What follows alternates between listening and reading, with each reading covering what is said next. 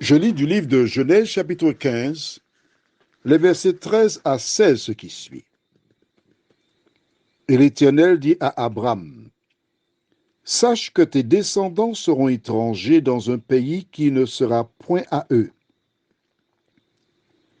Ils y seront asservis, et on les opprimera pendant 400 ans. Mais je jugerai la nation à laquelle ils seront asservis, et ils sortiront ensuite avec de grandes richesses. Toi, tu iras en paix vers tes pères. Tu seras enterré après une heureuse vieillesse. À la 4e génération, ils reviendront ici, car l'iniquité des Amoréens n'est pas encore à son comble. » Prions.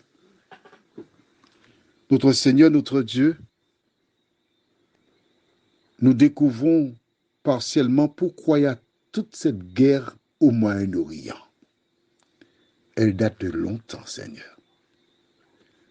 Merci de nous éclairer, de nous garder, de nous faire du bien. Au nom de Jésus, Amen. Que s'est-il passé? Dieu donne à Abraham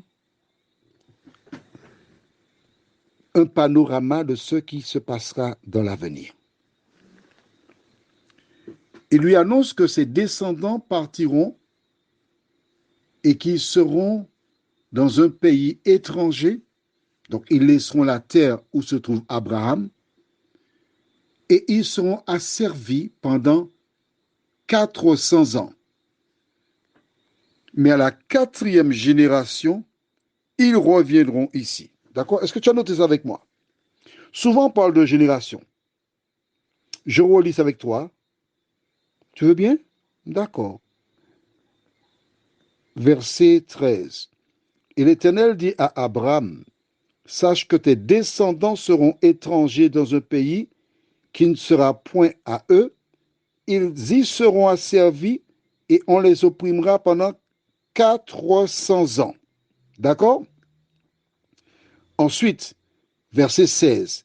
À la 4e génération, ils reviendront ici. Donc, une génération, c'est 100 ans. On est d'accord? Mais c'est marqué dans la Bible. Mais oui, voilà, c'est ça. Il dit à Abraham qu'ils partiront, mais ils reviendront ici. On est bien d'accord? Bon. Mais qu'adviendra-t-il d'Abraham? Dieu lui dit, tu auras une heureuse vieillesse. Oh, que de bonnes nouvelles. Mais Dieu avait dit que ta récompense sera très grande. Tu iras dormir en paix. Dieu annonce déjà à Abraham, qu'il sera en paix avec les hommes, mais surtout avec Dieu. Et qu'il sera sauvé puisqu'il est en paix avec Dieu. Est-ce qu'on est d'accord? Abraham le savait avant même de mourir. Waouh, quel Dieu magnifique. D'accord? Mais qu'est-ce qui se passe? Lorsque le peuple d'Israël descendra en Égypte, à cause d'une famine, le pays sera vide. Et les gens qui cherchent une solution, que se passe-t-il? Eh bien, il n'y a personne là. Eh bien, on fait une petite maison.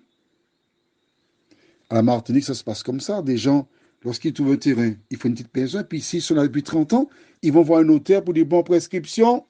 Mais ça a changé maintenant, c'est plus comme avant. Mais avant, beaucoup de personnes ont eu des terrains et construit des maisons comme ça. Prions. Notre Seigneur, notre Dieu, nous commençons à comprendre pourquoi, lorsque les enfants d'Israël ont laissé leur territoire pour descendre en Égypte, d'autres nations s'y sont installées.